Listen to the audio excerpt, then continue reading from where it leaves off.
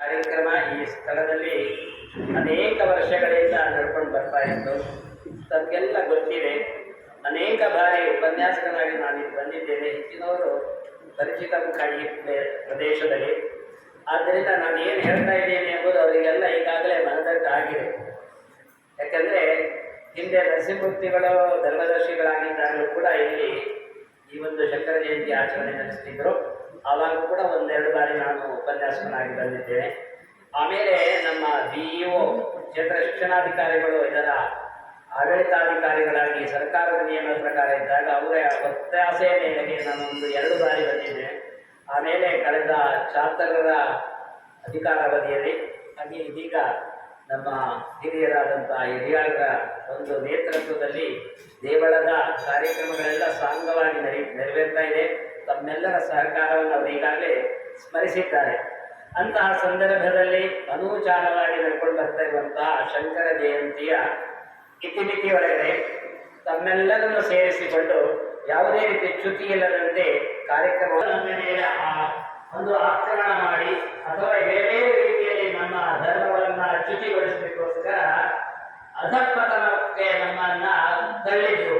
ಇವತ್ತು ನಿನ್ನೆ ಅಲ್ಲ, ಸಹಸ್ರ ವರ್ಷಗಳಿಂದ ಒಂದು ದಬ್ಬಾಳಿಕೆಗೆ ಒಳಗಾಗ್ತಿರುವ ಏಕೈಕ ಧರ್ಮ ಅಂದ್ರೆ ನಮ್ಮ ಹಿಂದೂ ಧರ್ಮ. ಇತಿಹಾಸ ಕೂಡ ನೋಡಿದ್ರೆ ಗೊತ್ತಾಗುತ್ತೆ. 788ರಲ್ಲಿ ಕ್ರಿಸ್ತಶಕ 788ರಲ್ಲಿ ಯಾವ ಪರಿಸ್ಥಿತಿ ಇತ್ತು, ಆಗ ಧರ್ಮದ ಪುನರುತ್ಥಾನಕ್ಕೋಸ್ಕರ ಯದಾ ಯದಾ ಹಿ ಧರ್ಮಸ್ಯ ಗ್ಲಾನಿರ್ಭವತಿ ಭಾರತ ಅಭ್ಯುತ್ಥಾನ ಧರ್ಮಸ್ಯ ತದಾತ್ಮಾನಂ ಸೃಜಾಮ್ಯಹಂ ಎಂಬಂತೆ ಆ ಪರಮಾತ್ಮನ ಗೀತಾಚಾರ್ಯ ನುಡಿಯಂತೆ ಅವತರಿಸಿ ಬಂದವರು ಆದಿಶಂಕರಾಚಾರ್ಯರು. ಆ ಸಂದರ್ಭದಲ್ಲಿ ಇದೇ ರೀತಿ ಪರಿಸ್ಥಿತಿ ಇತ್ತು.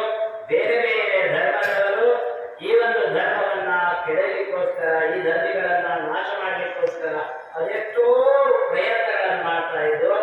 ಜೊತೆಯಲ್ಲಿ ನಮ್ಮ ಹಿಂದೂ ಧರ್ಮದ ಅನುಯಾಯಿಗಳಲ್ಲಿ ಪರಸ್ಪರ ಕಚ್ಚಾಟ ಇವತ್ತು ಮಾಡ್ತಾ ಇದ್ದೇವೆ. ಅಂತಹ ಕಚ್ಚಾಟ ಇತ್ತು. ಆಗಿನ ಕಾಲಘಟ್ಟದಲ್ಲಿ ಶಾಕ್ತರು ಅಂತ ಶಕ್ತಿ ದೇವತೆಯೇ ಪ್ರಧಾನ ಅಂತ, ವೈಷ್ಣವರು ಅಂತ ವಿಷ್ಣುವೇ ಶ್ರೇಷ್ಠ ಅಂತ, ಶೈವರು ಶಿವನೇ ಶ್ರೇಷ್ಠ ಅಂತ, ಗಾಣಪತ್ಯರು ಗಣಪತಿಯೇ ಶ್ರೇಷ್ಠ ಅಂತ ಅವರವರ ಪಂಥದ ಪ್ರಕಾರ ಹೋಗ್ತಾ ಇದ್ರು. ಹೋಗಿ ತೊಂದರೆ ಇಲ್ಲ.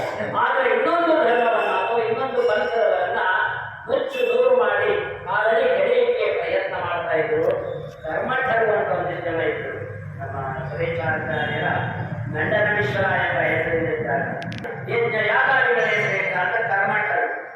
ಈ ಕಡೆ ಮೀಮಾಂಸಕರು ಅಂದ್ರೆ ಶಾಸ್ತ್ರಗಳೇ ಪ್ರಧಾನ, ಒಟ್ಟಿನಲ್ಲಿ ಜ್ಞಾನವೇ ಪ್ರಧಾನ ಅಂತ ಕಂಡವರು ಯಾರೂ ಇಲ್ಲ. ಇವರಿವರೊಳಗೆ ಕಚ್ಚಾಟ ಈಗ ನಡೀತಾ ಇದ್ದಾರೆ.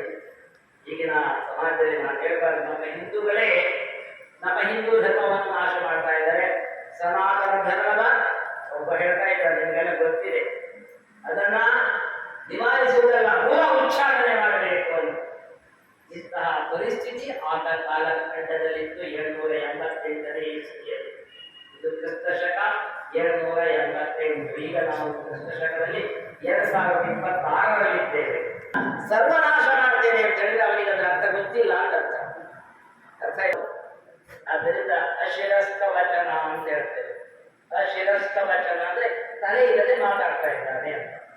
ಆದ್ದರಿಂದ ಈ ಧರ್ಮವನ್ನು ಉಳಿಸಿ ಬೆಳೆಸಲಿಕ್ಕೋಸ್ಕರ ಸಹಸ್ರ ವರ್ಷಗಳ ಹಿಂದೆ ಪ್ರಯತ್ನವನ್ನ ಸಾಗಿಸಿದ ಏಕೈಕ ಅಧ್ಯಾತ್ಮ ತತ್ವಜ್ಞಾನಿ. ಅದಕ್ಕೋಸ್ಕರ ಈಗ ಕೇಂದ್ರ ಸರ್ಕಾರ ತತ್ವಜ್ಞಾನಿಗಳ ದಿನಾಚರಣೆ ಅಂತ ಶಂಕರ ಭಗವತ್ಪಾದರ ಜನ್ಮದಿನ